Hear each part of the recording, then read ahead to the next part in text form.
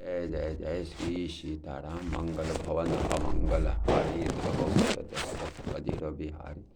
जय सिया राम, जय जय सिया राम, जय सिया राम, जय जय सिया राम, सिया राम, जय जय सिया राम, जय सिया राम, जय जय सिया राम, सिया राम, जय सिया राम। श्रीवर नारायणे नारायणे नारायणे लक्ष्मी नारायणे नारायणे नारायण भजमन नारायणे नारायणे नारायणे श्रीवर नारायणे नारायणे भजमन नारायणे नारायणे नारायण भजमन नारायणे नारायणे नारायण।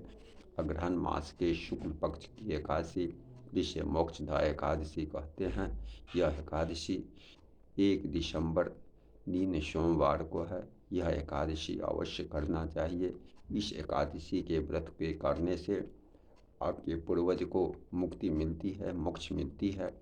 आपके दिल में अगर उनके प्रति थोड़ी भी श्रद्धा है तो आप इस व्रत को अवश्य करें। इस व्रत की कथा इस प्रकार से है। श्री धर्मराज युधिष्ठिर ने कहा, हे भगवान, आप तीनों लोकों के स्वामी, सबको सुख देने वाले और जगत के पति हैं। मैं आपको नमस्कार करता हूँ। हे देव, आप सबके हितैषी हैं, अतः मेरे संशय को दूर कर मुझे बतलाइए, अग्रहण मास के शुक्ल पक्ष की एकादशी का क्या नाम है? उस दिन कौन से देवता की पूजा की जाती है और उसकी विधि क्या है? हे भगवान, कृपया आप मेरे प्रश्नों का विस्तार पूर्वक समाधान कीजिए। यह सुनकर भक्त के वश में रहने वाले भगवान श्री कृष्ण जी कहने लगे कि धर्मराज, तुमने बड़ा उत्तम प्रश्न किया है। इसके सुनने से तुम्हारा यश संसार में फैलेगा। सो आप सुनिए। अग्रहण मास के शुक्ल पक्ष की एकादशी अनेक पापों का नाश करने वाली है। इसका नाम मोक्षदा एकादशी है। उस दिन भगवान नारायण की, भगवान दामोदर की, भगवान विष्णु की धूप, दीप, नैवेद्य आदि से भक्तिपूर्वक पूजा करनी चाहिए। अब इस विषय में एक पुराण में वर्णित एक कथा मैं तुमसे कहता हूँ।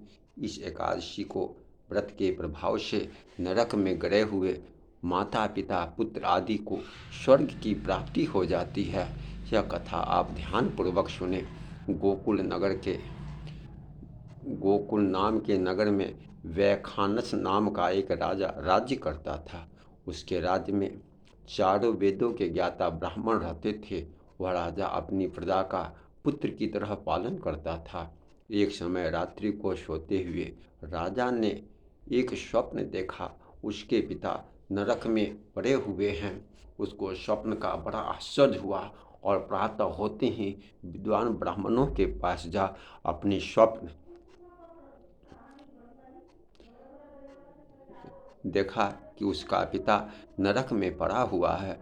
उसको स्वप्न का बड़ा आश्चर्य हुआ और प्रातः होते ही विद्वान ब्राह्मणों के पास जा अपनी स्वप्न कथा कहने लगा कि मैंने अपने पिता को नरक में पड़ा हुआ देखा है और उन्होंने मुझसे कहा कि हे पुत्र, मैं नरक में पड़ा हूँ, यहाँ से तुम किसी प्रकार भी मेरी मुक्ति कराओ। जब से मैंने उनके ये वचन सुने हैं, मेरे चित्त में बड़ी अशांति हो रही है।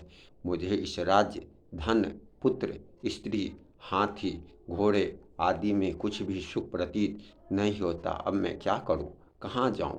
इस दुख के कारण मेरा सारा शरीर जल रहा है। अब आप कृपा करके कोई तप, दान, व्रत आदि ऐसा उपाय बतलाइए जिससे मेरे पिता की मुक्ति हो। उस पुत्र का जीवन व्यर्थ है जो अपने माता पिता का उद्धार न कर सके। वो उत्तम पुत्र है, एक उत्तम पुत्र जो अपने माता पिता तथा पूर्वजों का उद्धार करता है, वह 1000 मूर्ख पुत्रों से अच्छा है। जैसे एक चंद्रमा सारे संसार में प्रकाश कर देता है, परंतु हजारों तारे नहीं कर पाते। राजा के वैसे वचन सुनकर ब्राह्मण कहने लगे, हे राजन, यहाँ पास ही में भूत, भविष्य और वर्तमान के जानने वाले पर्वत ऋषि का आश्रम है। आपके प्रश्नों का उत्तर वे भली भांति दे सकते हैं। ऐसा सुनकर राजा मुनि के आश्रम पर गया। उस आश्रम में अनेकों शांत चित्त योगी और मुनि तपस्या कर रहे थे। उसी जगह चारों वेदों के ज्ञाता साक्षात ब्रह्मा जी के समान पर्वत मुनि बैठे थे। राजा ने वहां जाकर उनको साष्टांग प्रणाम किया। पर्वत मुनि ने राजा से सांगोपांग कुशल पूछी। राजा ने कहा कि महाराज, आपकी कृपा से मेरे राज्य में सब कुशल है, परंतु अकस्मात के विघ्न आ गया, जिससे मेरे चित्त में अत्यंत अशांति हो रही है। ऐसा सुनकर पर्वत मुनि ने एक क्षण के लिए अपनी आंखें बंद की और भूत विचारने लगे। फिर बोले कि राजन, मैंने योग बल से तुम्हारे पिता के सब कुकर्मों को जान लिया है। उन्होंने पूर्व जन्म में कामातुर होकर एक पत्नी को रति दी, परंतु सौत के कहने पर दूसरी पत्नी को रति दान मांगने पर भी नहीं दिया।